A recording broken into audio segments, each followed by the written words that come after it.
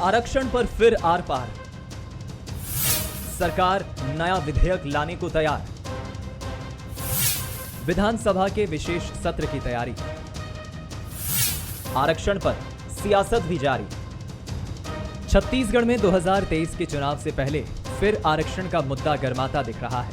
Chhattisgarh high court के फैसले के बाद सरकार आरक्षण पर नया विधेयक लाने की तैयारी कर रही है। मुख्यमंत्री भूपेश बघेल ने आदिवासी आरक्षण के मुद्दे को लेकर विधानसभा का विशेष सत्र बुलाने का प्रस्ताव विधानसभा अध्यक्ष को भी भेजा है, जिसे मंजूरी भी दे दी है। अब सत्र 1-2 दिसंबर को होगा। वहीं संसदीय कार्य मंत्री रविंद्र चौबे ने कहा है कि हम आरक्षण को कम नहीं होने देंगे, जो जिसका हक है वो उनको दिलाकर ही रहेंगे। मुझे लगता है कि भारतीय जनता पार्टी को गिल्टी है।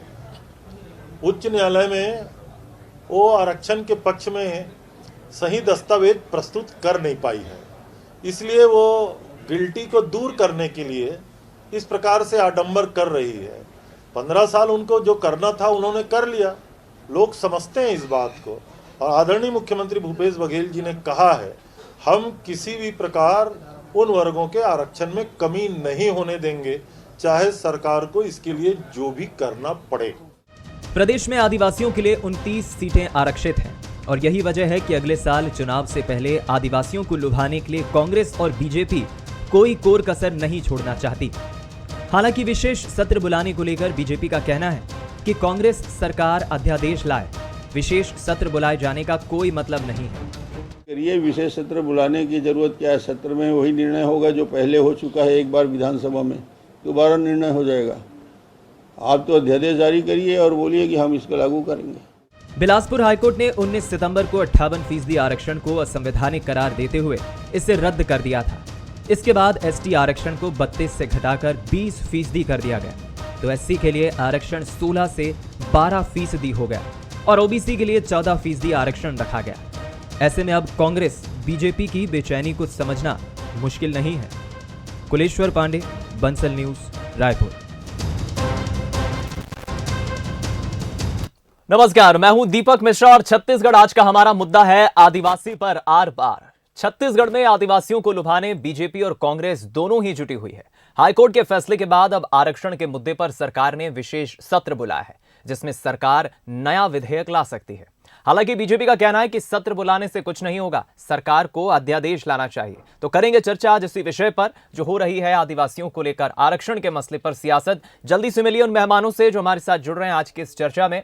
हमारे साथ शशि भगत जी जुड़ रहे हैं, प्रदेश उपाध्यक्ष हैं आदिवासी कांग्रेस से। देवालाल ठाकुर जी हमारे साथ जुड़ रहे हैं, देवलाल जी प्रवक्ता हैं भारतीय जनता पार्टी के। और डॉक्टर अजय चंद्राकर जी राजनीतिक विश्लेषक के तौर पर हमारे साथ जुड़ रहे हैं।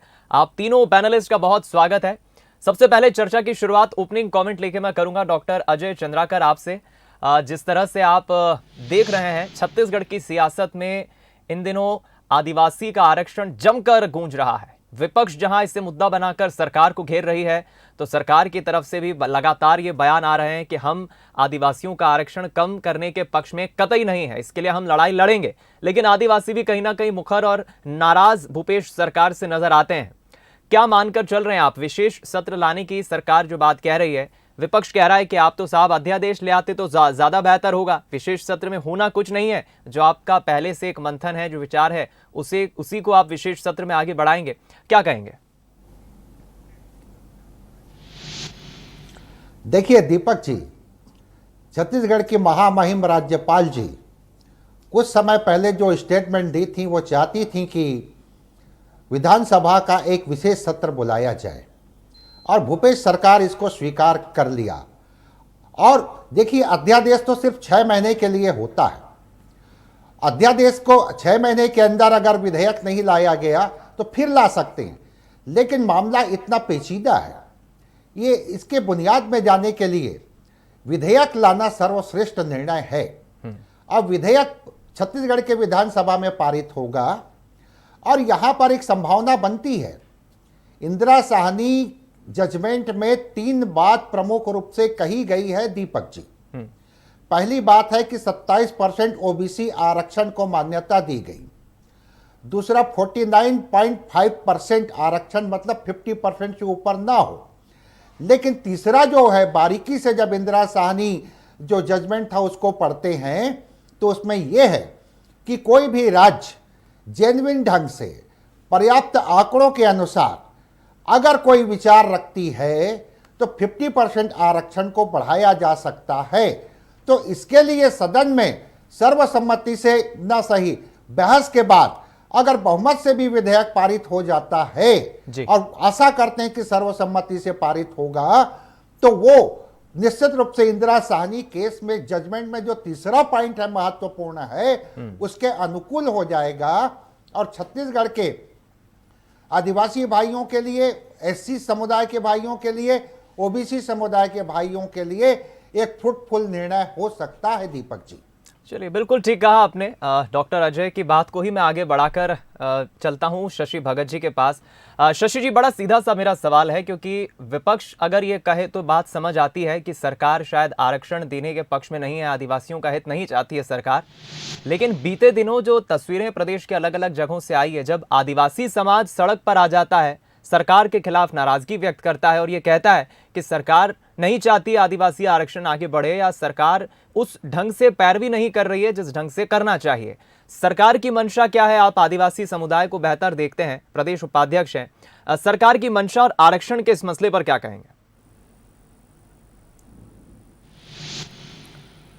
सरकार की मंशा बिल्कुल स्पष्ट है। आदरणीय डॉक्टर चंद्राकर जी ने जो बात कही है उसका मैं अक्षरशः समर्थन करता हूं और डॉक्टर रमन सिंह साहब ने जो गलती की वो गलती ना हो, इसीलिए श्री भूपेश बघेल जी जो वर्तमान मुख्यमंत्री हैं और लोकप्रिय नेता हैं, उन्होंने आदिवासियों के हितों का विशेष ध्यान रखते हुए 1 और 2 तारीख को विशेष सत्र बुलाने का जो प्रस्ताव स्पीकर महंत जी को दिया, उसको स्वीकार करते हुए ये बात कहा है कि वो जो ठोस निर्णय होगा जिसमें कि टीका टिप्पणी और कोर्ट जैसी स्थिति जाने जैसी स्थिति ना बने और भारतीय जनता पार्टी ने जैसे किरकिरी पूरे आदिवासी समाज का कराया वैसी स्थिति ना आए, इसलिए 1 और 2 तारीख को विशेष सत्र बुला के उसको पूरी ठोस रूप स्वरूप दिया जाएगा, जिससे आदिवासियों का 32% आरक्षण था, है और भविष्य में भी रहेगा, ये बात का ठोस निर्णय हो जाएगा। ये बिल्कुल स्वागत योग्य कदम है। नहीं, पर इस बात को आप कैसे आश्वस्त करेंगे इस बात से, क्योंकि बीजेपी ये कह रही है कि विशेष सत्र लाने की जगह बेहतर होता कि आप अध्यादेश ले आए। विशेष सत्र में होगा वही जो आपने पहले से सोचा है, जो पहले हो चुकी है बात, कुछ खास नहीं होगा। भारतीय जनता पार्टी के सम्मानित साथी जी भारतीय जनता पार्टी के सम्मानित साथी और आदरणीय मुख्यमंत्री जी, पूर्व मुख्यमंत्री जी डॉक्टर साहब के बयान को मैंने देखा किसी चैनल में, उनने कहा कि विशेष सत्र की जगह अध्यादेश ले आते। मैं ये बात कहना चाहता हूं कि अध्यादेश प्रमुख होता है, सही होता है, या फिर उसको पास कराने के लिए बाद में विशेष सत्र बुलाना पड़ता है, वो बड़ी बात है। बिल्कुल, चलिए। तो ये लोग केवल ये सियासती राजनीति ना करें, बल्कि ये लोग ये बात बताएं कि उसमें करना क्या चाहते हैं। चलिए, आदिवासी साथियों को क्या ये लोग ये समझते हैं केवल एक वोट का आधार है या सियासती आधार है? ठीक है, मैं लौटूंगा आपके पास शशि जी। देवलाल जी, क्या कहेंगे आप? शशि भगत जी तो ये कह रहे हैं कि बेहतर होता कि हम पहले चर्चा करें, विशेष सत्र में हम चर्चा करेंगे, बात करेंगे, संवाद करेंगे, रायशुमारी करेंगे, उसी के बाद तो हम आगे बढ़ेंगे आरक्षण के मसले पर। एकदम से हम कैसे अध्यादेश ले आए? सरकार की मंशा क्या है? शशि भगत जी स्पष्ट कर रहे हैं, आप क्या कहेंगे? देखिए, ये सरकार की मंशा साफ हो चुकी है, यहाँ की मंशा साफ हो चुकी है। छत्तीसगढ़ की जनता को बहुत ही सामान्य रूप में समझने की आवश्यकता है। अभी हमारे जो प्रवक्ता महोदय जो बैठे हैं कांग्रेस के, वो कह रहे हैं कि रमन सिंह ने 32% आरक्षण देकर गलती कर दी। अगर 32% आरक्षण आदिवासियों को देना गलती है तो भारतीय जनता पार्टी ये गलती बार बार करेगी। आप आदिवासियों को आरक्षण मिल रहा है, उसमें गलती मिल रहा है, आपको तो शर्म आना चाहिए। आदिवासी समाज से आप ऐलान करते हैं, आदिवासियों को 32% आरक्षण अगर डॉक्टर साहब ने दिया, आप उसको नहीं बचा पाए तो उसको बहानेबाजी करके आप नहीं बच सकते। और इस प्रदेश के मुख्यमंत्री के छल को इस प्रकार जानिए कि आज आपने आदिवासियों को आरक्षण दिया, 32% जो आरक्षण मिला था उस पर रोक लगाने के लिए जिन्होंने याचिका लगाई, उसको आपने राज्य मंत्री कैबिनेट में दर्जा दे दिया। और इसी क्रम में मैं आपको पीछे ले जाना चाहता हूं कि पिछड़ा वर्ग, जिस वर्ग से मुख्यमंत्री स्वयं आते हैं, उस वर्ग मैं लौटूंगा शशि जी आपके पास। आरक्षण दिया था, उस वर्ग को भी इन्होंने आरक्षण दिया और उस वर्ग को दूसरे हाथ से अपने ही कांग्रेस के आदमी को, कुणाल शुक्ला को याचिका लगाने भेज दिया। पिछड़ा वर्ग के आरक्षण को भी उसके द्वारा रोकवाया गया और उसको कबीर मठ का राज्य मंत्री का दर्जा दे दिया, अध्यक्ष बनाकर। तो मुख्यमंत्री जी चाहते क्या है? जाति से जाति को लड़ाना चाहते हैं, समाज को समाज से लड़ाना चाहते हैं। इस प्रदेश में चाहते क्या है? जब उच्च न्यायालय ने आपकी अधिसूचना रद्द कर दी है तो वहां पर आदिवासियों का आरक्षण हो या किसी भी वर्ग का आरक्षण हो, जीरो हो जाता है। वहां पर किसी भी वर्ग के लिए आरक्षण की स्थिति नहीं बचती जब तक आप नई अधिसूचना लेकर नहीं आते। और आपने अधिसूचना लाने में देरी की। आज आदिवासी समाज रोड में आ गया, रोड में सड़क जाम कर रहा है। भारतीय जनता पार्टी आज पूरे हाईवे को जाम किया।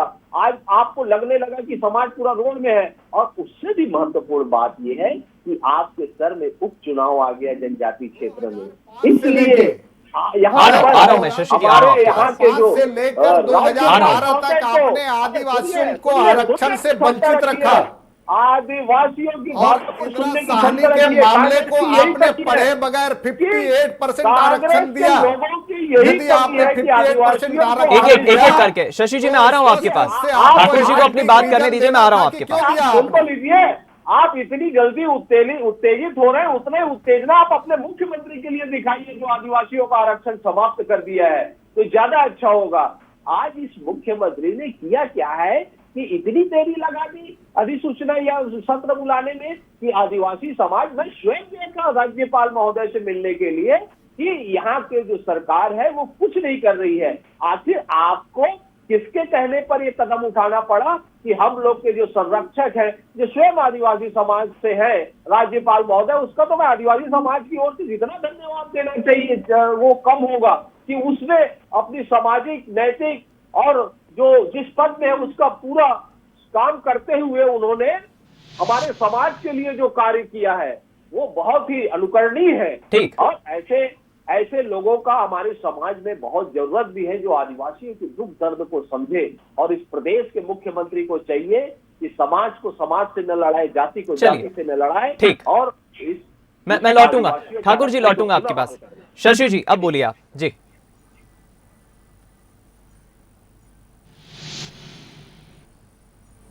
जैसा हमारे प्रवक्ता साथी, बीजेपी के प्रवक्ता साथी ने एक बात कही कि इंदिरा साहनी के मामले में यह स्पष्ट आदेश है सुप्रीम कोर्ट का कि 58% के ऊपर यदि कोई आरक्षण जाता है तो स्पष्ट रूप से उसमें उल्लेख करना होता है कि क्यों हम 58% अब आरक्षण दे रहे हैं।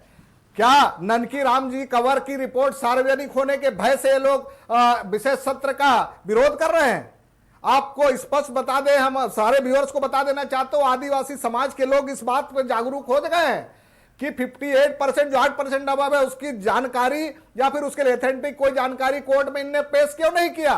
केवल अपनी विफलता छुपाने के लिए ये लोग 1 और 2 तारीख का जो विशेष सत्र बुलाया जा रहा है उसका विरोध कर रहे हैं। ये इस बात को स्पष्ट बताएं कि ये लोग विरोध क्यों कर रहे हैं, अध्यादेश लाने के लिए क्यों कर रहे हैं ये लोग? इसलिए कि केवल चुपके अध्यादेश जारी हो जाएगा और जैसे भारतीय जनता पार्टी के मुख्यमंत्री जी ने गलती करी थी और उसका खामियाजा आज पूरे छत्तीसगढ़ की जनता को भुगतना पड़ रही है। श्री नंद कुमार साई जी ने अभी 2-3 दिन पहले एक चैनल के माध्यम से एक बात कहा था कि स्वर्गीय श्री अटल बिहारी वाजपेयी जी की बात को नहीं मानकर ये एक बहुत बड़ी गलती की है जनता पार्टी ने। उसका खामियाजा ये हुआ कि पूरे छत्तीसगढ़ के अंदर आदिवासियों की एक भी सीटें नहीं आई। हमारे बोलने की जरूरत नहीं है, श्री देवलाल ठाकुर जी उसी बात को रिपीट करके पढ़ने की जरूरत है जिससे भारतीय जनता पार्टी का शायद कायाकल्प हो जाए। चलिए तो आपने एक बात और कहा कि उपकृत कर रहे हैं श्री भूपेश बघेल जी की नहीं। शशि जी, लेकिन आप इस बात को कैसे आश्वस्त करेंगे, कैसे भरोसा दिलाएंगे उन आदिवासी वर्गों को, उन दर्शकों को जो इस वक्त देख रहे हैं? ठीक है, आप कह रहे हैं कि हम पहले रायशुमारी करेंगे, विशेष सत्र इसलिए बुलाया जा रहा है क्योंकि चर्चा करेंगे। क्या हम मानकर चलें कि अगले साल 2023 के विधानसभा चुनाव के पहले सरकार की जो मंशा है आदिवासियों को आरक्षण पूर्ण मिले, वो विधानसभा चुनाव के पहले उनका हक आपकी सरकार दिलाकर रहेगी? जी बिल्कुल मिश्रा जी, मैं आपका धन्यवाद भी करूंगा कि आपके मार्फत मैंने इस बात को वो उठाया था। 1 और 2 तारीख को ये बात निश्चित रूप से स्पष्ट हो जाएगा कि आदिवासियों के लिए 32% आरक्षण था और रहेगा। भविष्य में भी एक इतिहास बन जाएगा भारतीय जनता पार्टी के साथियों के लिए, ये कहने को नहीं रहेगा। और इसी बात के लिए तो ये लोग विरोध कर रहे हैं कि 1 और 2 तारीख को विशेष सत्र क्यों बुलाया जा रहा है। ये तो केवल सियासती राजनीति कर रहे हैं। चलिए देवलाल जी, क्या कहेंगे? राजनीति आपकी पार्टी कर रही है और बेवजह का सियासत का मुद्दा बना रही है। आरक्षण को लेकर आदिवासियों को बरगलाने का काम भारतीय जनता पार्टी कर रही है, ऐसा हमारे प्रवक्ता मित्र शशि जी का कहना है। मैं कह रहा हूँ कि भारतीय जनता पार्टी ने आदिवासियों को 32% आरक्षण शुरू से मुहैया करा के रखा है। आपने नहीं बचा पाया, इस नाकामी को क्यों थोप रहे हैं? क्या 32 से आप 40% कम है क्या आरक्षण को? 32 ही तो कम है, जिसमें कोई नया इतिहास जैसी बात नहीं है। लेकिन जो 2 चीजें मैंने आपको बताई है, इस प्रदेश की जो मुख्यमंत्री का जो चरित्र है, इसको देखिए। जो आदिवासियों को आरक्षण कम करने के लिए याचिका लगाया, उसको आपने राज्य मंत्री बना दिया। जो पिछड़ा वर्ग के आरक्षण को कम करने के लिए याचिका लगाया, उसको आपने राज्य मंत्री बना दिया। तो छत्तीसगढ़ की जनता इतना तो समझती है।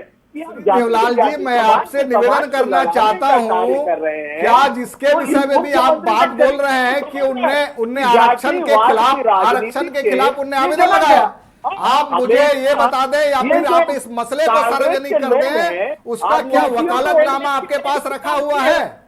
मैं तो बोलता हूँ जो भी व्यक्ति एप्लीकेशन फाइल किया है उसके नाम के कोई वकालतनामा पेश हुआ है क्या? आपको मैंने कहीं पर किसी पे आरोप लगा देना आसान। एक करके आप बात रखें शशि जी, एक करके आप बात रखेंगे तो बेहतर होगा, हमारे दर्शक भी समझ पाएंगे। आप दोनों अगर एक बार में अपनी बात रखेंगे तो समझना कठिन होगा। यही कमी है कि वो आदिवासियों की बात को नहीं सुनना चाहते। मैं ये कह रहा हूँ कि आखिर ये कांग्रेस के लोगों को 1-2 तारीख ही क्यों चुना? क्योंकि ये शुरू से 70 सालों से आदिवासियों को इन लोगों ने वोट बैंक की तरह इस्तेमाल किया है। आज फिर इन्हें 5 तारीख को चुनाव है भानु प्रतापपुर विधानसभा में, तो फिर से वोट बैंक की तरह बल गलाने के लिए क्या करेंगे क्या नहीं करेंगे, इनके किसी भी कार्यों पर आदिवासी विश्वास नहीं करेगा। वहां तो आदिवासी समाज प्रण ले लिया है कि हमको कांग्रेस को हराना है और आरक्षण को बचाना है। चलिए, इसलिए सरकार भयभीत हो गई है और भयभीत होने के बाद राज्यपाल के कारण, महामहिम के कारण ये विशेष सत्र का आयोजन कर रही है, बुला रही है। लेकिन इस प्रदेश के मुख्यमंत्री को सद्बुद्धि दे और आरक्षण का जो यथावत जो 32% है उसको कायम रखे। कोई बढ़ा नहीं रहे, कम कर रहे हैं। चलिए मैं लौटूंगा, देवलाल जी भी अपना पक्ष रख रहे हैं। डॉक्टर अजय, मेरा आपसे सवाल है कि अब देखिए लगभग 1 साल का वक्त रह गया विधानसभा चुनाव में छत्तीसगढ़ में। हम बस्तर बेल्ट की बात करें, जगदलपुर तरफ की बात करें तो काफी महत्वपूर्ण रीजन है। पिछले 2018 के चुनाव में कांग्रेस ने बहुत अच्छा प्रदर्शन किया, बीजेपी यहां से एक तरह से साफ हो गई। लेकिन जिस आदिवासी आरक्षण के मसले पर सियासत हो रही है, ये अच्छी बात है कि अगर 1 साल के भीतर कांग्रेस इस आरक्षण को लागू करवाने में कामयाब हो पाती है, अगर सौगात दे पाती है आदिवासियों को, तो अच्छी बात होगी। लेकिन अगर ये मामला डिले होता है, 1 साल डिले हो जाता है, चुनाव आ जाते हैं और यह स्थिति यथावत रहती है, तो क्या कुछ आप बदलाव सियासी समीकरण में प्रदेश की 90 सीटों में आप देख रहे हैं आदिवासी समुदाय को लेकर? बहुत बढ़िया प्रश्न है दीपक जी आपका। चूंकि यह विषय इंदिरा साहनी जो जजमेंट है और उसमें राज्य सरकार, देखिए लोकतंत्र में छत्तीसगढ़ की विधानसभा छत्तीसगढ़ के एटमॉस्फेयर में सबसे बड़ी संस्था है और वहाँ से एक विधेयक के रूप में यह पारित होता है। और पारित होने के बाद इंदिरा साहनी के केस में जजमेंट में जो तीसरा पॉइंट था, विशेष परिस्थिति या विचार या पर्याप्त डाटा या जेन्युइन साइंटिफिक रूप से अपने विचारों को रखेंगे तो कंसीडर किया जा सकता है। लेकिन यहाँ पर हमारे देश की जो राजनीतिक संस्थाएं हैं, सरकार के जो तीसरा अंग है वो है न्यायपालिका, और न्यायपालिका में जाना है। अब न्यायपालिका के दृष्टिकोण से देखेंगे तो इंदिरा साहनी जो कमेटी थी वो 9 बेंच का था और इसमें संशोधन के लिए 11 बेंच का वो कह सकते हैं कि न्यायपालिका कमेटी गठित करेगी जजों का, या फिर संविधान में संशोधन होगा। तो इसलिए अध्यादेश के बजाय विधेयक अगर छत्तीसगढ़ शासन पारित करती है तो वो ज़्यादा फ्रूटफुल होगा, क्योंकि अध्यादेश 6 महीने के बाद समाप्त हो जाता है। अब यहाँ पर महामहिम राज्यपाल जी का जो आदेश है, अब मुख्यमंत्री जी उसको लिए हैं। और छत्तीसगढ़ में हम देखें कि नक्सल प्रॉब्लम के ऊपर भी एक बार विशेष सत्र बुलाया गया था और उसमें समस्त राजनीतिक दल खुल करके चर्चा किए थे। तो यहाँ पर इस विषय के ऊपर भी यहाँ के आदिवासी भाइयों के लिए या फिर एससी समुदाय के लिए या फिर ओबीसी के लिए, क्योंकि इंदिरा साहनी केस यह भी कहती है, ठीक है आज 32% आदिवासी समाज की बात है, उनके साथ न्याय होना चाहिए, लेकिन इधर एक वर्ग और आ गया है, वो है ओबीसी जनगणना की बात कर रहे हैं बिल्कुल। और 27% आरक्षण की बात हो रही है। ये एक बहुत बड़ा महत्वपूर्ण आपने मुझे कड़ी दी है। बिल कितना रहा है? 14%। जी डॉक्टर अजय, ये जो 14% की आप बात करें ओबीसी अभी तो खामोश है, लेकिन क्या आप मानकर चल रहे हैं एसटी एससी के अलावा ओबीसी वर्ग की हम खास तौर पे बात करें 14% अभी यथावत रखा गया है, ओबीसी भी मांग कर रहा है बढ़ाकर 27 कर दिया जाए। इस विशेष ओबीसी वर्ग की हम बात करें तो क्या आगे चलकर इसका भी रुख तेज हो सकता है? क्या सरकार को इनकी आवाज या इनकी जो नाराजगी इसका सामना करना पड़ सकता है? अब बिल्कुल दीपक जी, क्योंकि जिस तरह से बिहार में नीतीश कुमार जी के नेतृत्व में प्रधानमंत्री के पास जाकर के भेंट किया गया, मुलाकात किया गया, या फिर बड़े बड़े राज्य हैं जहां पर इस तरह की बात हो रही है और आदिवासी ओबीसी गणना की बात हो रही है, ये एक बर्निंग विषय हो गया है। तो आज के परिवेश में ये जो इंदिरा साहनी जो कमिटमेंट था उसमें संविधान में संशोधन कर दिया जाए और सभी वर्गों के साथ न्याय हो, नहीं तो या फिर हम कह सकते हैं कि इस तरह के विषय आते रहेंगे और हम आपस में ही भाई भाई एक दूसरे का पैर खींचने का काम करेंगे, वो नुकसानदेह होगा। दूसरी बात है, अभी जो सुप्रीम कोर्ट का निर्णय आया है इकोनॉमिकल वीकर सेक्शन के ऊपर, वो तो पारित हो गया, सुप्रीम कोर्ट भी मोहर लगा दी है। तो इस तरह से इसे काफी व्यापक दृष्टिकोण से बहुत ही मैच्योरिटी के साथ सोचना है और सोच करके निर्णय लेने का समय है, क्योंकि मंडल कमीशन जब पारित हुआ या फिर भारत के संविधान में पहला संशोधन हुआ था संविधान में, वो डॉक्टर भीमराव अंबेडकर जी लाए थे और वो था ओबीसी आरक्षण के ऊपर।